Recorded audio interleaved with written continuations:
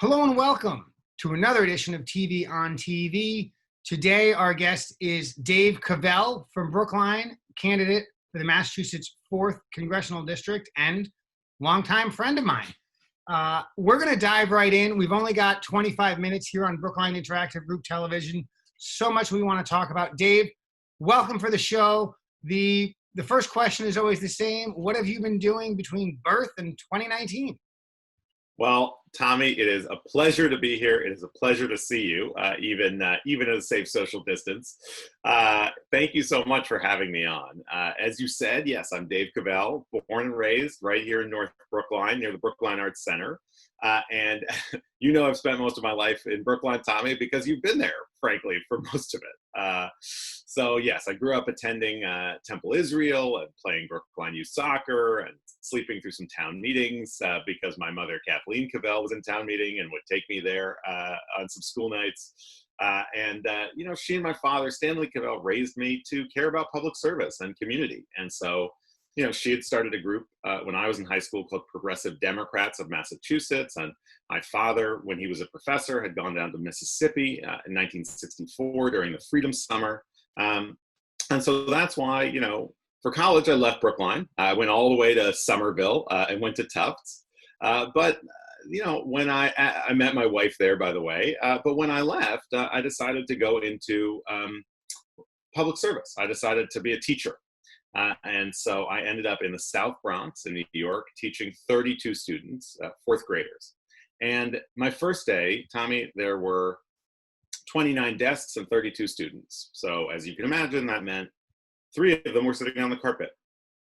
I had a student who would come into class, put his head down on his desk, and fall asleep every morning. And I was after him saying, I'm not the most exciting teacher you've ever had, but how can we get you to stay awake? What's going on? And then finally, he let me walk him home.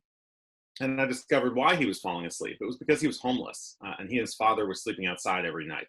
And I thought that was wrong, that in the United States of America, I would have students who were homeless, 25 minutes from Times Square. So I went into government. And that's when I started working for Deval Patrick in the State House for 3 years. That's when I went to law school and then ended up working as a speechwriter for the Obamas in the White House for the last 2 years. And, Tommy, it struck me on the morning after the Trump election, you can actually see in this beautiful book of photographs that Pete Souza took of the administration, you can actually flip to one of the saddest photos in this big book and find me.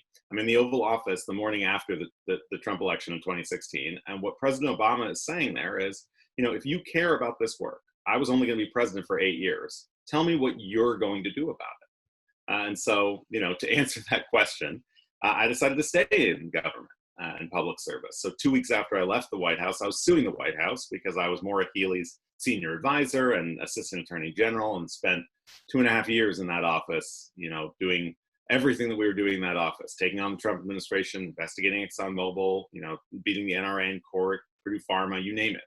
And that led us to this race for the 4th congressional seat, and hopefully to serving as a member of Congress from this district for many years to come. So I want to poke at that just a little bit more. You're working in public service for 10 years, working directly for, frankly, incredibly popular, big name Democratic elected officials and doing great work in a supporting role.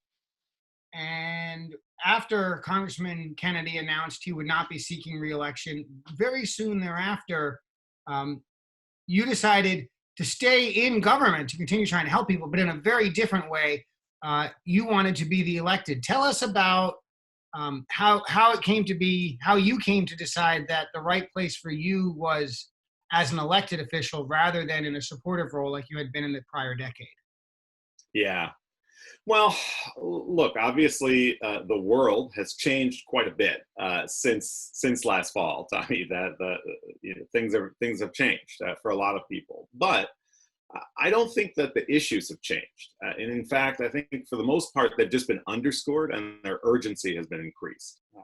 I felt like last fall we were already at a moment of crisis in this country, that our democracy had been under assault for decades, and that we needed people in this work who didn't just sort of want to have these jobs, but wanted to do these jobs and knew how to do these jobs and had been on the front lines of every single issue that we would have to confront as a member of Congress. And so, when I sat down and talked to my wife about whether I would run for this seat, we started talking about all that, about how, I'd actually worked for a good president and seen how members of Congress could make real change for their district. And I'd stood up to a bad president and helped stop his worst abuses and, investigated ExxonMobil and Purdue Pharma and stood up to the NRA, that, these issues weren't theoretical. And then, we also talked about our student loan debt and how expensive it was to run for Congress. But then we agreed that, those were actually reasons to run for Congress, because I thought we needed more members of Congress for whom this was personal, that we were bankrupting a generation, and that we were not investing in the things that we needed in this country. Now, more generally, I think we need a proven progressive. I think we need somebody who will actually help pass a Green New Deal and Medicare for all and gun violence and tackle the opioid epidemic and help overturn Citizens United. Somebody who doesn't just agree with us on those issues, Tommy, but is ready to get them done. And so, this question is often phrased to me as, why should we vote for you instead of anybody else who's running? And the first thing I say is, well, you shouldn't have to vote for just me, because we should have ranked choice voting so that nobody can win with 20% of the vote in this primary. But the second thing is, I do think that experience and that background and that insight matters. And I think so too does the ability to explain not just the whats of what we want to do, but the whys. Why do we want to do this? Why is this good for the 4th District? Why is this good for the country? And a lot of folks in Brookline agree. The chair of the Brookline Select Board, Bernard Green, supports me for this reason. The most recent chair, Neil Wyshynski, Nancy Heller, also on the Select Board, State Representative Mike Moran, progressive leaders like Chobe Hoy and Reggie Healy and Novel, and so many more.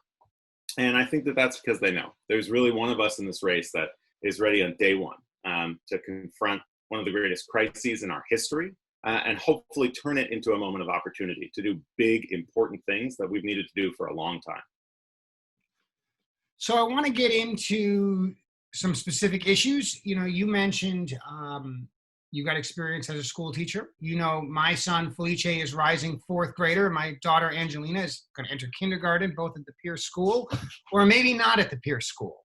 So walk us through your thoughts about what public education looks like this fall and how we navigate our public health needs with the educational and, frankly, mental and physical health needs of our children. So, Tommy, I have to say, it does make me feel old when you now talk about the age of your children, because I distinctly remember them being. Me too. Makes me also feel old. Good. Okay, that makes two of us. But yes, look, you're right. I'm the only person in this race who used to teach in a public school classroom, and I think that's why, if you go to my website, to davecavell.com, what you see there is the most comprehensive education plan in the race. It's called the Horace Mann Plan for Education. And it begins with this question about, during COVID, what do we do?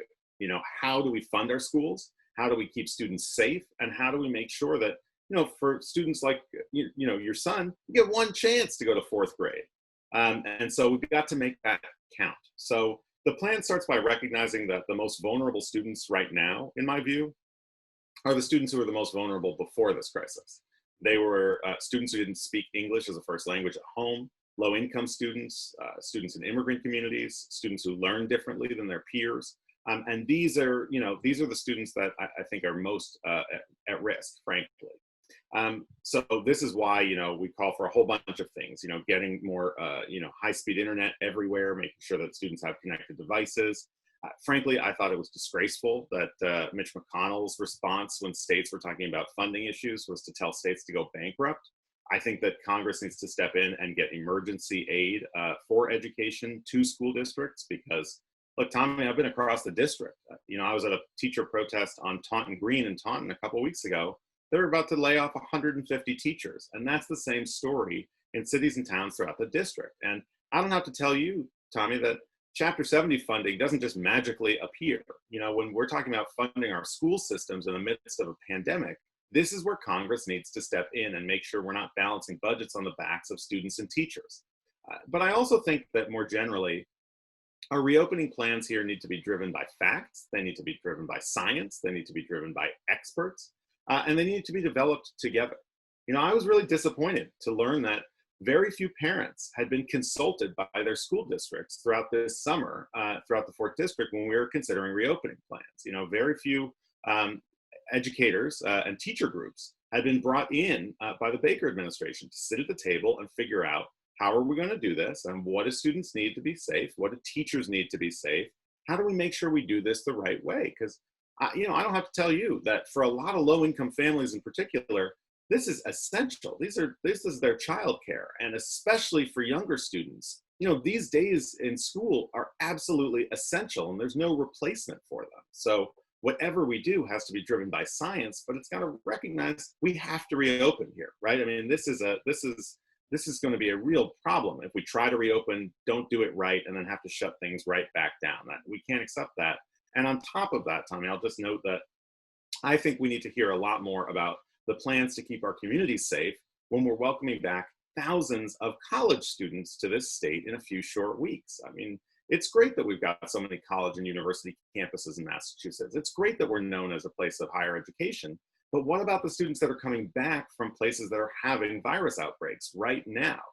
What is the comprehensive plan? Not a multi-campus strategy like the 50-state strategy in responding to this virus. What is the comprehensive plan to make sure that the 4th Congressional District and the rest of Massachusetts can welcome these students back in a safe way? That's what we need to focus on. If it's all right with you, I'd like to stay on COVID, but you and I, we're known for getting stuff done, so we're going to do a couple of things at once. I would like you to sort of talk a little more about COVID, perhaps outside of education more broadly, maybe over the next 6 months, maybe over the year after that, when Massachusetts has a new congressperson representing the 4th. And I also would like you to talk about how it intersects with equity and Black Lives Matter, and really, I'm not saying these are two sides of the same coin, but I know these tensions and the approaches done well will be interrelated. So walk us through your thoughts on what the federal government ought to be doing to move us forward on these two issues that exist separately, but are coexisting right now in a very real way. Yeah. Well, Tommy, I want to begin where you left off, which is that these crises that you're talking about are intersectional, exactly as you say. And what that means is that they're interrelated. It should not surprise us that the communities that have been hit hardest during the COVID pandemic are typically communities of color and immigrant communities, and the same communities that have been experiencing systemic racism in America for 400 years. And this is the consequence of a country that did not always recognize or act like Black Lives Matter, and they do. So I want to start there by saying, in the aftermath of the murders of George Floyd and Breonna Taylor, Ahmaud Arbery, and so many more, our challenge is, our responsibility is to confront that, to figure out what does it look like to finally start acting like Black Lives Matter. So I've called for a whole bunch of things on the website. That begins with reimagining policing. I do think that we have to start there by banning chokeholds, by ending militarization programs, qualified immunity, instituting independent oversight and accountability. Really asking ourselves the question: what are we asking police officers to do in this country, and why? Why should we be asking police officers to be social workers? Should we be asking them to? Police officers themselves have told me that doesn't make sense, that they've never been trained to do that, and that when people need help on the opioid crisis, for example, they do want them to have resources and counselors and social workers at their disposal, not necessarily a police officer, because this is ultimately a disease that needs to be treated, in my view, when it comes to the opioid crisis, and mental health is another component of this as well. But to that point, though, it's not just about policing. We need to reimagine this whole country. And you brought up some of the things we're going to need to do to recover from this COVID pandemic. One of those, I think, is the climate crisis and addressing it. I just wrote a piece in Commonwealth Magazine about this, Tommy, and you're certainly no stranger to the climate crisis issue and the work that we have to do in the clean energy space. I know that this has been your work for a long time, but in my view, somebody asked me recently, a young student in Easton asked me, during the COVID pandemic, are we going to lose our sight on the climate crisis? And my answer was, we can't. This is the moment to invest in the climate crisis. And again, it's intersectional. And I think it recognizes, first and foremost, that there is no justice without climate justice. Half of my students in the South Bronx had asthma because of the high rates of air pollutants in that community. And we've seen that play out in lots of communities here in Massachusetts and elsewhere across the country. But also, when we talk about headed toward 25% unemployment in a place like Fall River and 20% elsewhere in the 4th Congressional District, well, I think one of the best solutions is to invest in a clean energy future. Because, Tommy, I don't have to tell you, there are 50,000 coal jobs left in this whole country total. And there's 110,000 clean energy jobs in Massachusetts alone. So to my mind, that says, let's pass the Green New Deal. Let's finish South Coast Rail. Let's make Fall River the leader in Atlantic offshore wind. Let's invest in tuition-free public colleges and universities. And let's make sure that we are putting people back to work, decarbonizing this economy, and investing in the jobs of the future. I think that is the best way for us to respond. Thank you, David. You mentioned in your answer a wide variety of places throughout the 4th Congressional District, which many of our viewers know, but many may not realize. One end is in Brookline, the other end is in Fall River, with some beautiful communities in between. And I know you've been all around the district. So tell us a little bit about this big district of ours and what it means, or what it would mean to represent a district with the variety that the 4th Congressional District has. Well, you're right. The 4th Congressional District is big and diverse, and you're right. It goes from Brookline to Fall River. It goes, west to Milford and east to Easton. It is an incredible district that deserves a representative who represents all of it, in my view.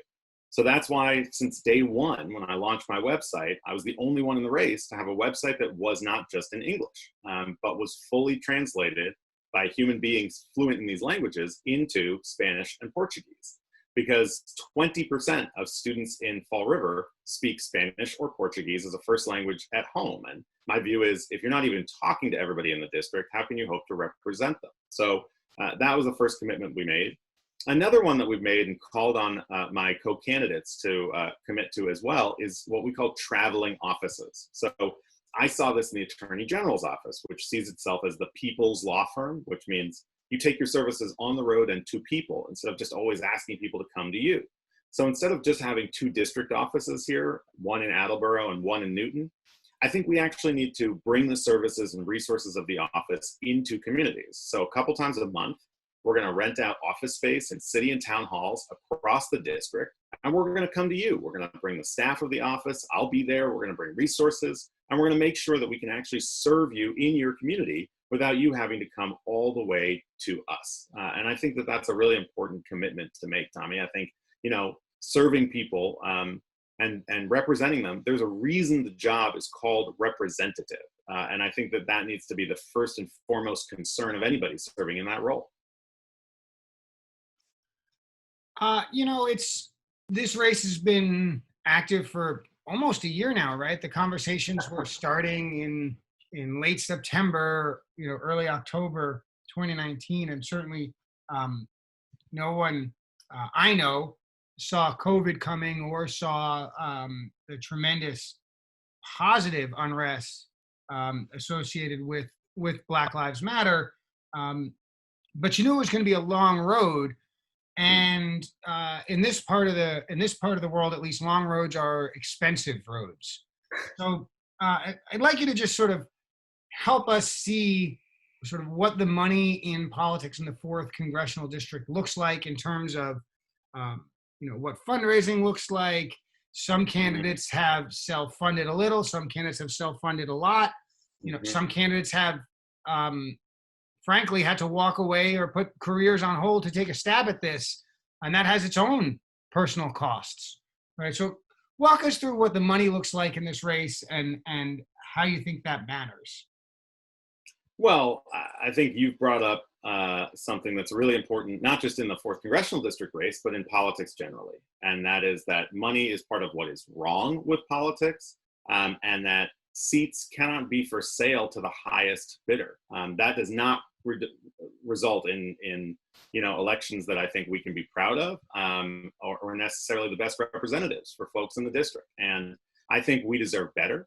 And this is why I support getting dark money out of politics. And this is why I support overturning Citizens United. And this is why I would support even public financing of elections. Because, look, outside money in this race can drown out the rest of the district, and can keep the sort of wealthiest donors at the forefront of every conversation, because they can, really make sure that their influence is heard loudest. And this is why I was the first person in the race to call for no super PAC spending in this race, and no outside dark money coming in to influence this election. I think, we can't, if we're going to stand up to Donald Trump, we should not run campaigns like him. So I think that's a commitment that I really hope and expect all of the fellow candidates in this race to make as well. And Tommy, you pointed this out. I am somebody that had to leave my career in the Attorney General's office, and it does have a fair amount of student loan debt. I don't think it should cost $1 million effectively to run for Congress in this country, but it basically does.